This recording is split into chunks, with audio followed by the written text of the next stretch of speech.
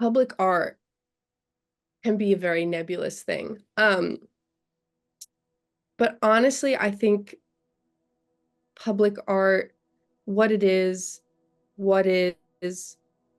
great about it, what I appreciate about it, why I love working in the public art space, is because it's accessible art. It's some of the most accessible art, and I think that's really important. Public art means to me as well, but on a different level.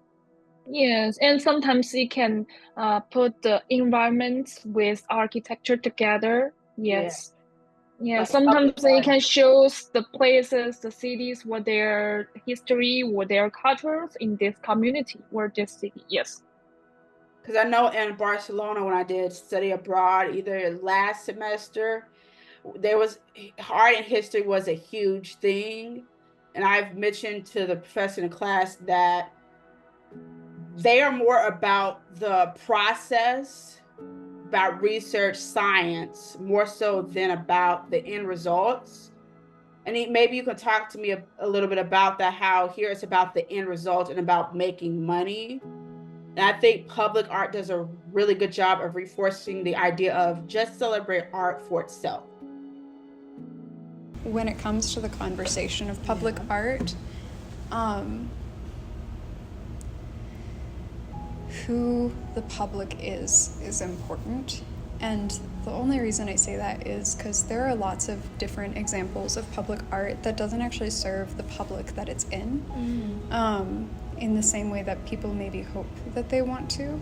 And as we talk about the evolution of public art, I think there is a bigger conversation, as we've talked about, like in the class, of art as service, and how can we use these things we're creating to serve the community? It's like taking things from inside a gallery and putting them out in the world. And for the past, like, forever, art as a medium has been a tool, like, when I say forever, I mean like from the dawn of human existence. You go back to the first cave paintings.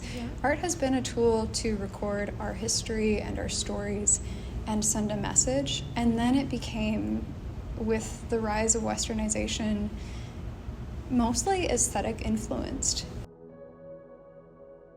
Like, from the specific emerges the general. So like, Yes. the shit that like really like gets me is like when I see, read, hear someone's like particular story, and through it can see, and not really like see myself, but can like understand a feeling, understand a context, understand a motivation. The thing about public art is that you get to see it multiple times. Like if you're walking, if it's something that's on your route to work, or if it's on your route to school or wherever you're going on your commute, you get to see it multiple times and engage with it in a way that might be small or mundane, but very different from the way that you might engage with something in a space dedicated to art. And I love that about it. You get to build a relationship with it in a completely different way. And I love that public art specifically can have that impact in a way that art and gallery spaces or traditional spaces, you cannot build a relationship with the artwork in that way. I think that's interesting how art is so powerful that it can bring people together with different backgrounds, different religious identities, and just come together as one being.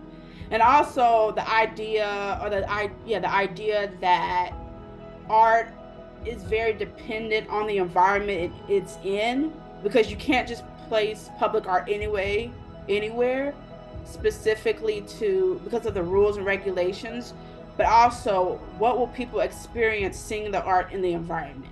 我感觉我没有往那个方向发展，因为在我的感觉里，因为 public art 就跟 non-profit 划等号，因为你想做 public 所有人 every single one 的 art， 你就不能以盈利为目的，因为你想以盈利为目的，你还是为自己在考虑。所以你觉得 public art 是没有 market value， 还是它的 market value 没有办法以金钱量？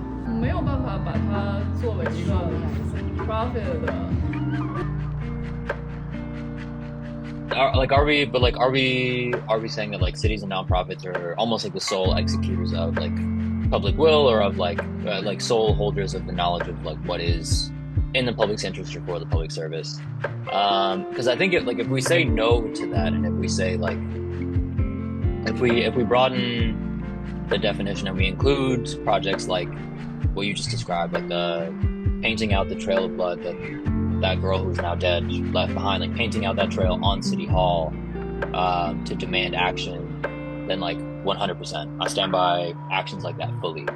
And like even to the first example of the free libraries on the corner, like DS4 side has like the public kitchen, the dance court.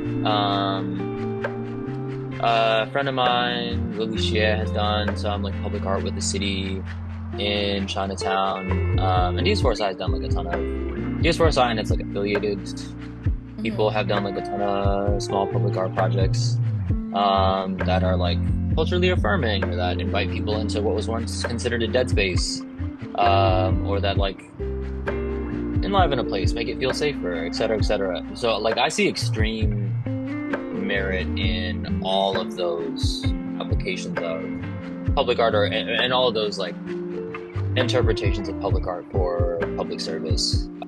Nowadays, we should start questioning, what is art?